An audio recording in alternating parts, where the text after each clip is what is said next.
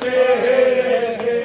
मेरी सैन के तैयब चेहरे थे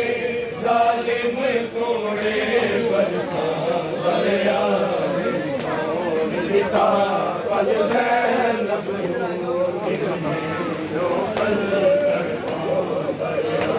मैं आखिरी हद हसमत दी सज्जाद खुदा तू गैरत का मेरे काबे भर के मामल थे मेरे काबे भर के मामल थे हर कोफे पत्थर बसा दरिया ने छोड़ दिता पर ज़ैनब को